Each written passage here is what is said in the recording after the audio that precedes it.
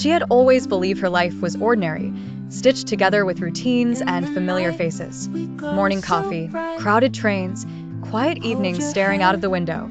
Her days slipped past like pages from a book she had read too many times. And yet, somewhere deep inside, she felt an emptiness she could never explain. Then came the evening when the wind arrived, not as a passing breeze, but as a presence. It rushed down the narrow street where she walked, pulling at her coat, tangling her hair, stinging her eyes until she had to close them. But when she opened them again, something inside her felt lighter, as though the wind had reached into her chest and taken a piece of her without asking.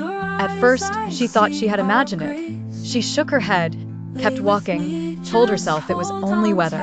But later that night, she realized something was missing. Her reflection in the mirror looked the same, but the gaze staring back seemed unfamiliar. The eyes no longer carried the same weight of memory. The smile did not belong fully to her. She felt like a stranger standing in her own skin. The days that followed grew stranger still. She would sit in meetings at work and forget why she was there. She would hear friends call her name, and the sound seemed foreign, as if it belonged to someone she used to know. Old photographs felt blurred, not because of fading ink, but because the person within them was slipping away from her. It frightened her at first, but the fear softened when she noticed what the wind had left in return. In place of old certainty, there was space.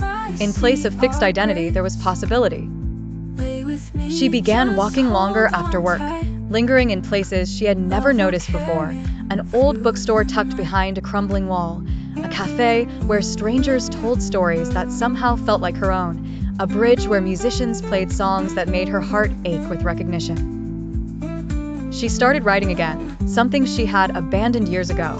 At first, the words felt clumsy, but soon they spilled with unexpected ease, as though the stolen parts of her had been replaced with a new voice. One evening, as she sat by the river, pen in hand, she felt the wind return. It circled her gently, carrying scents of rain and faraway soil. For the first time, she didn't resist. She whispered into it, "What are you doing with me?" The wind, though wordless, seemed to answer. It was not here to steal. It was here to remind. Remind her that identity is not stone, but sand.